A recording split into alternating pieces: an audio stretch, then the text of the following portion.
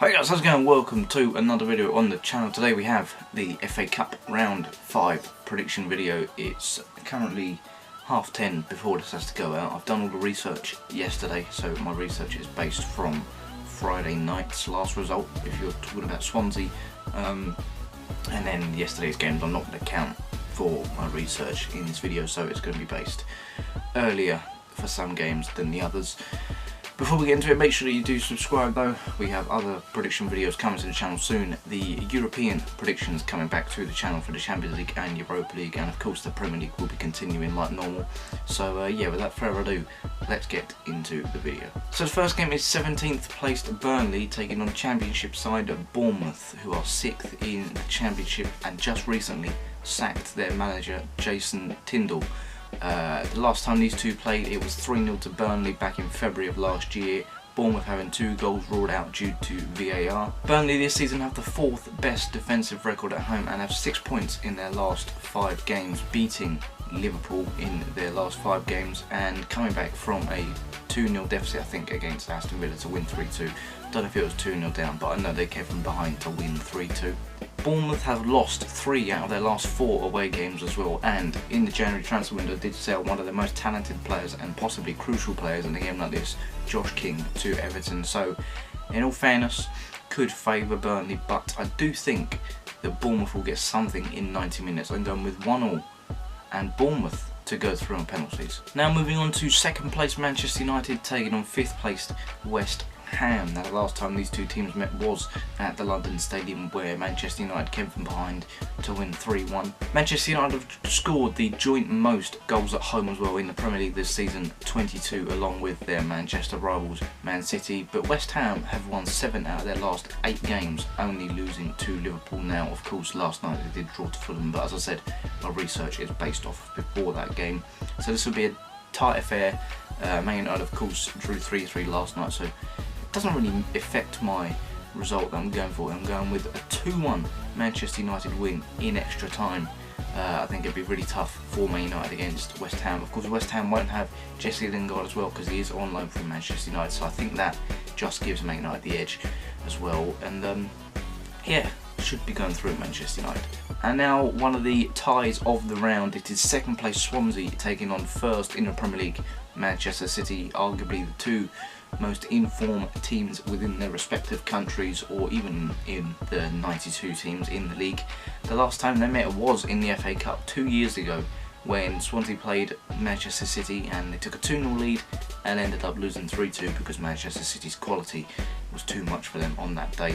Swansea this season at home have conceded the least amount of goals in the Championship, being 6 goals. And Manchester City also have conceded the least amount of goals away from home in the Premier League, being 6. And since the turn of the year, the 2 teams combined have only conceded 7 goals, which is fantastic considering teams like Tottenham have conceded more than 7. So putting the 2 together, absolutely fantastic. I think this will be a great game to watch. But I do think City's class will show through like it did against Cheltenham, and I think City will win this game 3-1. Now Leicester versus Brighton. The last time these two teams met, it was 3-0 to Leicester, and Leicester scored all 3 goals in the first half with James Maddison at the double, one of the most informed players in the league right now. Leicester have 2 out of 5 wins in their last 5 home games, but that one of them wins being against Chelsea, compared to Brighton, who have 10 points in their last 5 games, beating Liverpool and beating Spurs, but have only scored 3 goals but only conceded 1, which is pretty good for Graham Potter's side.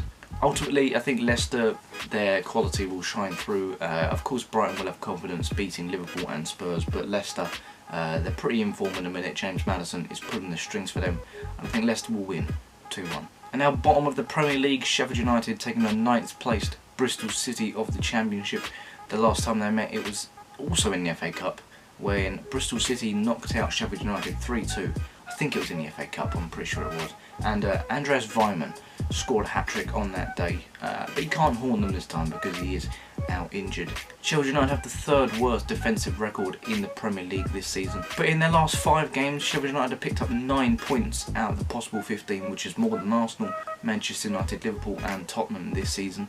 But Bristol City away from home, they have the 5th worst away record in the Championship, and they've only won twice in their last 9 away games, so I think it'll be a tough time for Bristol City, and Sheffield United should, with the confidence they have, win this game 2-1. And now Everton taking on Tottenham.